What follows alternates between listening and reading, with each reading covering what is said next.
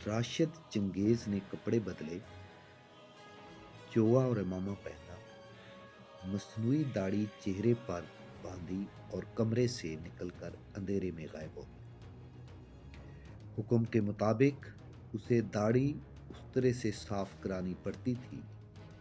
अपने मिशन पर जाने के लिए उसने ऐसी मसनूई दाढ़ी बना रखी थी जो फौरन लगाई और उतारी जा सकती थी। उन दिनों वहां रात को भी रौनक रहती थी।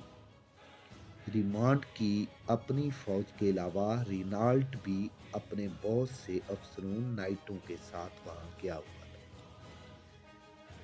उसके चंद एक दस्ते भी थे। ये फौजी अफसर और दीगर सलीबी कमांडर रातें ऐशो इशरत में गुजारते थे। पेशावर औरतों की चहल पहल लगी रहती थी। आला हुकाम की बीवियां और दाश्ता औरतें भी इनके साथ थीं। वहां ये भी पता नहीं चलता था कि कौन सी औरत किसकी बीवी है। औरतों की आर्जी और मुस्तकिल खरीदो फरोख्त भी वहां पर होती थी। राशिद चंगेज अपने कमरे से निकला तो उसे छुप कर जाने में बहुत दुश्वारी हुई। कमरों और खैमों के अंदर तो तूफान बदतमीजी बपा था ही, बाहर भी कहीं कहीं उसे कोई बदमस्त जोड़ा नजर आ जाता था, जिससे बचकर उसे रास्ता बदलना पड़ता।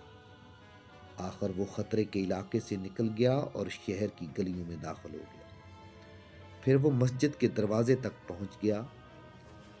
वो जब इधर उधर देखकर मस्जिद में दाखिल होने लगा तो उसने दबे दबे कदमों की आहट सुनी जो गली में उठी और मोड़ पर खामोश हो गई।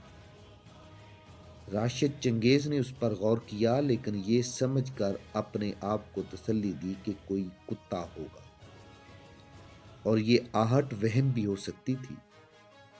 वो मस्जिद के सीन में गया और इमाम के दरवाजे पर मखसूस दस्तक दी। दरवाज़ा खुला, राशिद चंगेज अंदर चला गया और इमाम को सारी रिपोर्ट दे दी।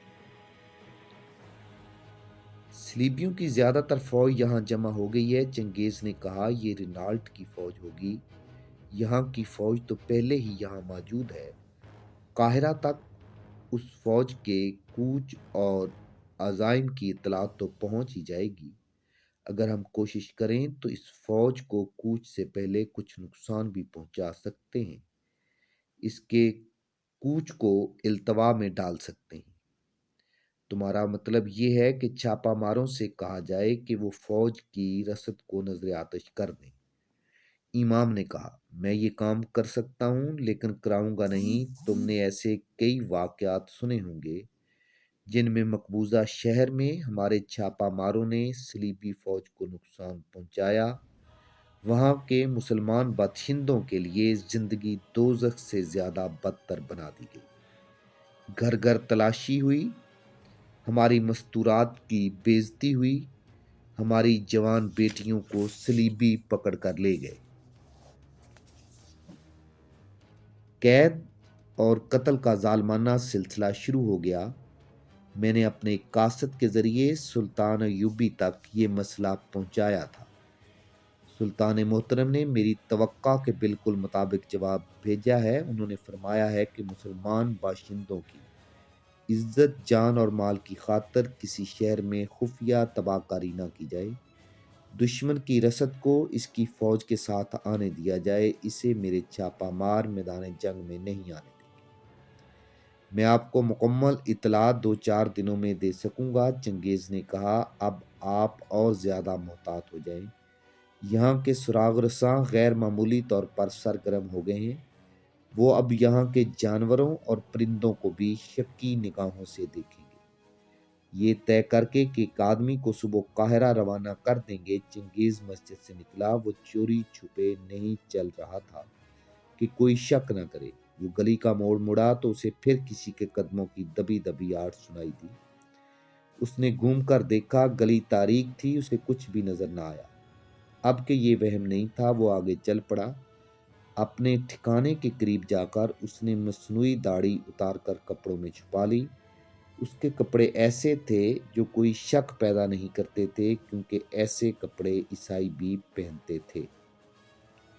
अब विक्टर और चंगेज की कोशिशें थी कि ये मालूम करें कि सलीबी फौज कहां कहां हमला करेगी। اور اس کے کوچ کا پروگرام کیا ہے۔ زیادہ سے زیادہ فوج جمع کرنے کے انتظامات شروع ہو گئے تھے۔ قاصدوں کی بھاگ دوڑ بھی شروع ہو گئی تھی۔ یہ دونوں جاسوس اس سرگرمی سے بظاہر لا تعلق ہو کر اس کی ہر ایک تفصیل معلوم کرنے میں مصروف تھے۔ ریمانڈ کی حیثیت میزبان کی تھی کیونکہ یہ اس کا دارالحکومت تھا۔ اس نے ایک رات تمام صلیبی حکمرانوں، اعلیٰ کمانڈروں اور دیگر اعلیٰ حکام کی ضیافت کا اہتمام کیا۔ یہ رات وکٹر اور چنگیز کے لیے غیر معمولی مصروفیت کی رات تھی۔ چونکہ مہمانوں میں بادشاہ بھی تھے، اس لیے انہیں شراب وغیرہ پیش کرنے میں زیادہ مستعد رہنا تھا۔